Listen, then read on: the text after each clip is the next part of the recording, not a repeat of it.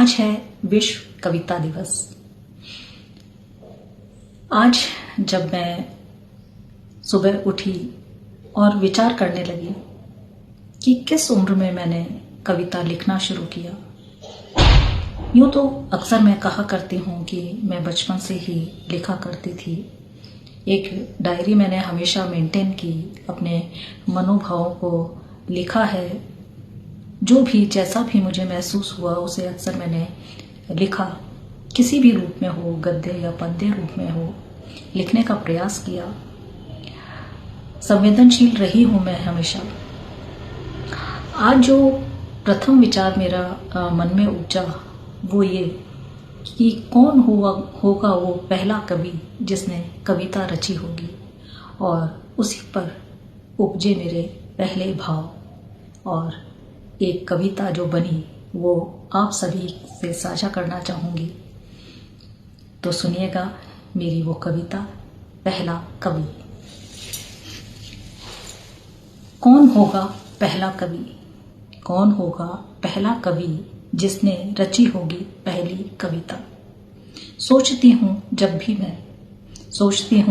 मैं तो दिखता है मुझे पर्वत के उच्चस्थ शिखर पर बैठा एक योगी सा मन, चाहों ओर चहचहाते पंछी जैसे, मधुमाती सी पगली पवन, नव कौपलों को छूती किरण, वृक्षों की ओट से चमकता दिनकर, पाषाण पे खिलते पुष्प, नन्हे जीव जंतु, पशु पक्षी, झरने और सौंधी सौंधी माटी की सुगंध, इन सब के बीच पनपता एक कुटिया का ख्वाब, कुटिया जिसमें हो एक हमसफर, हमनवा, हम ख्याल, 2 जून की रोटी और बेपनाह प्यार।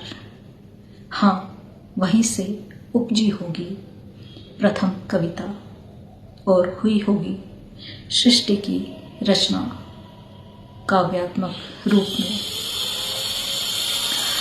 तो आज कविता दिवस पर कविता प्रेमियों को हार्दिक बधाई और शुभकामनाएं प्रेषित करते हुए मैं यही कामना करती हूँ कि इस धरती पर स्नेह, प्रेम, अपनत्व के भाव इसी तरह से अंकुरित होते रहें और दुनिया में अमन चैन व्याप्त हो, क्योंकि इस धरती को इसी की ज़रूरत है।